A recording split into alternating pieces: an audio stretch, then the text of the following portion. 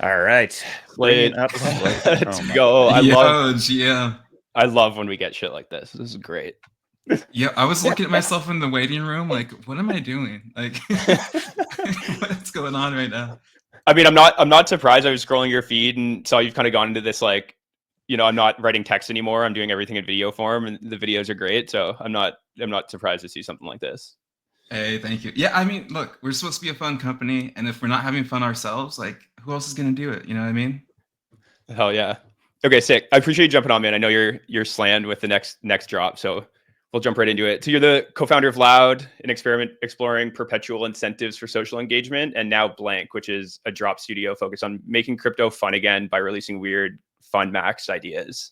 So I think wanted to start with Loud, which was your first drop at Bl4nk, and I think many found it incredibly annoying, which I think was kind of entirely the point. So I'm wondering if you could just share what you were trying to do with that project and ultimately how it went from your perspective. Yeah, and we really look at ourselves as co-creators, not really co-founders, because we both also saw it in different ways. I thought Loud was more of like an art piece. I was like curious, like, hey, can this token live forever through this function by itself? And then Ultra kind of saw it as a technical thing, where he wanted to see the results of the experiment, and so it kind of had both, and that's how it kind of came about. We both were just kind of looking at the idea, saying this should exist, and that's kind of the thesis for our entire company. It's like, can we just build things? If you take out extracting, can we just build things that should exist? Do we have to answer to VCs? Do we have to, extract on holders? Like, what if you remove all of that? What are you left with? And it's hopefully just cool ideas. So from your when you look from your like art lens at Loud, was it kind of just like a reflection of the ridiculousness of InfoFi and all the shit that was happening there? Like how do you think about it? Yeah, I think so. Because I think you saw so many different takes, and like good art, what it does is you get different perspectives, right? And so many people were like, oh, they must have been thinking about this or that and that. And it's like, no, not even from the start, not even Ultra. Like we were both just like pretty simple about it. And so yeah, seeing the kind of people with these major theses, it's like, no, it wasn't any of that. And I think that's cool though. It served its job.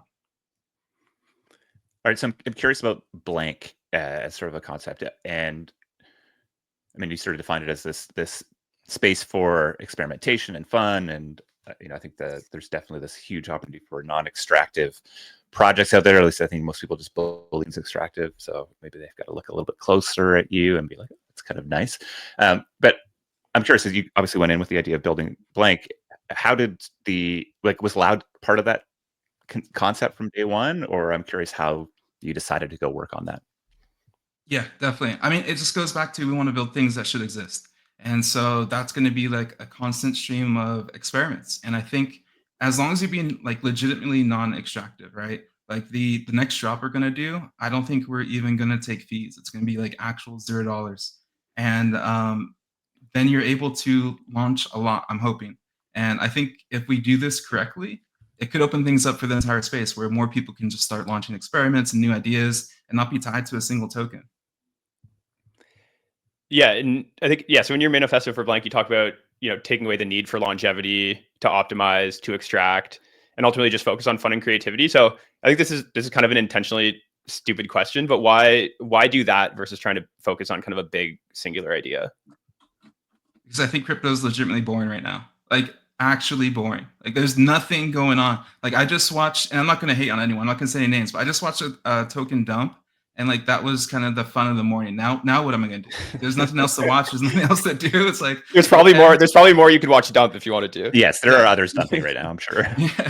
Yeah. And so it's just like to me, it also seems like the best job in the world. Like if we get to pull this off and we do it right, I just get to come up with new ideas like once a month for the rest of my life. Like that seems cool to me. That seems way cooler than the single token, especially if people are coming out of it saying, damn, I made some money and I had fun, right? If I get to do that into people's lives, I'll do that over a single token any day. Okay, so help me understand how you're going to make this enduring and build this into a business. And like, where do you, it's my VC hat on, obviously, but how you going to make money?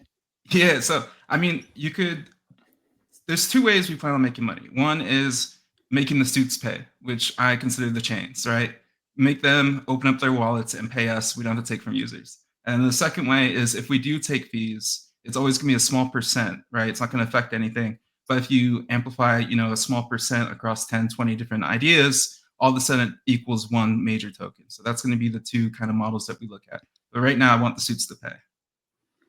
Yeah, fuck the suits. Let's go. So your next drop's called Bl4nk, which I love because I really see Bl4nk as kind of a killer example of the power of these experiments. Is they really showed everyone what was possible with embedded wallets, bonding curves. I think we're really this kind of new novel thing in this what felt like a kind of stagnant kind of bear market era of crypto. So I think it really highlights the power of kind of releasing these novel experiments that you just think should exist. So I don't know what you're able to talk about with respect to this Bl4nk drop yet, but curious if you could talk about what you're able to. Yeah, definitely. I'll tell you like what we would like to happen. If we pull it off, we'll see. It's yet to be seen. But here's what we would like to happen. If we can make all of Web3 meet each other and make friends out of it, I think it's going to be a successful experiment while making money too. So it's really going to be a social experiment in its purest form. And if you kind of make some friends, you'll make some money. Okay, now we have to go think through what the hell what could that Yeah, mean? I know. I Josh? can't What give could too many that details mean? yet, but that's like the core of what we're doing. And I think it's going to be really fun. And we're also, I wonder how much I could leak here. I think I could leak one more thing. There's also going to be 3 classes of friends you could buy into. We're still working on the names, but it's going to be your social status classes. So it's going to be like a lower class, a middle, and a rich class. And we might have on the edgier style of names for them too, like brokies, middle, or like, rich friends, something like that. So we're still kind of going through what that looks like. But it's gonna be very, very soon. Like we're pretty much ready to launch it. Ooh, do you have a launch date in mind? I don't want to say that, but just as soon and meaningful. Yeah. I'm talking to a horse, man. I could. Yeah. I could say this. It will definitely be less than a month, unless something unforeseen happens. Not even a month seems way too long. Straight from the horse's mouth. Oh, how long were you waiting to say that, dude? Peace just said it, messaged it. Oh, and okay, of course. So I had to say it. Yeah.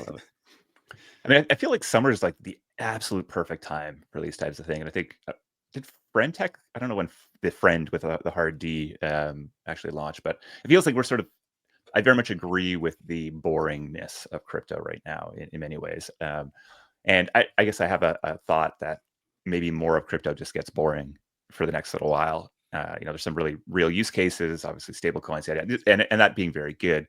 And yet at the same time, like I'm just a deep believer in weirdness winning, and that like that more of the status quo just ripping out a database for a blockchain isn't all that interesting to folks. So I think there's like an appetite for weird, interesting experiments, and there's a huge appetite. Yeah, it's bigger than you think. So like we already have some other stuff lined up too, and I'll kind of give you some insight to like how much other people want to experiment too, which is it's another reason why I want to pull this off. But like, say we collab, right? In the future, we're gonna collab with someone. Web3 technically, like the way they do collabs, it's just like a fancy graphic and then maybe some integration at best. And it's not a real collab, and they're just really hoping to share a reach with each other. And it's like so blatant, we know what's going on. What we're going to be doing is we're actually going to be using other people's tech. So we're going to have our own little twist on it. And then just like how Michael Jordan works with Nike and comes out with his own shoe, we're going to be adding like a twist, our own kind of flair, and then hopefully open up collabs to other people too, and like how they should look like. Like, why is Web 2 ahead of Web 3 in collabs? Like, they shouldn't just be a fancy graphic and integration. So we're going to do a whole bunch with it.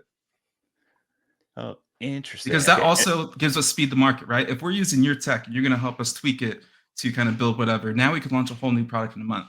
We don't have to build from the ground up. So we're going to have both, where Bl4nk is going to be all our stuff. But then if a collab happens, we'll use a partner's tech and kind of just make it our own in our own way.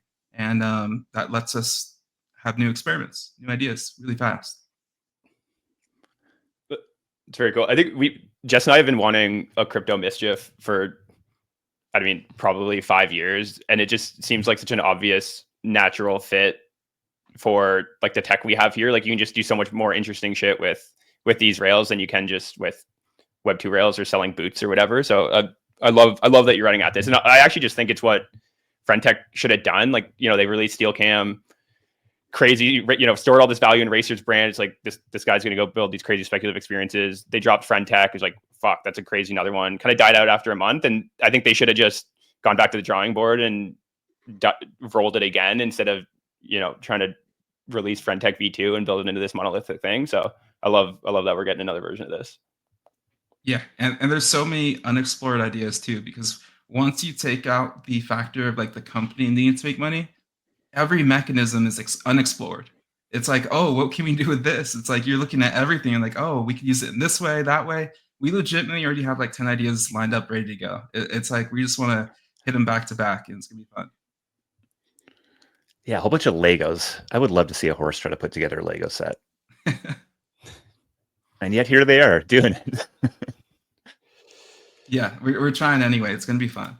I mean that's the main thing. Like I feel like at the end of every kind of launch that we do, if we kind of if the users walk away saying that was fun, we win long term.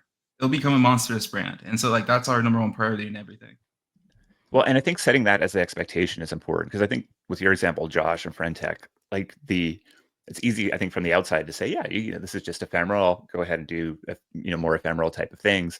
But when you have, 10, 20, 30, 40, 50,000 people that have skin in the game on a thing where their expectation is that this thing is going to endure and go along, you kind of have a mismatch of expectations versus what you want to go do. So I think even just the amount of work you've done here in our short conversation to frame your approach and hopefully set that expectation with the community, I think is absolutely essential. Yeah, I agree. And big shout out to my co-founder Ultra. He's been educating me on that because I just want to go all in on everything and just like, but you really do have to set expectations, especially when like money is on the line. It's like you don't want to mess with people's money at all. It's like, so yeah, we're very kind of safe about that. Shout out Ultra.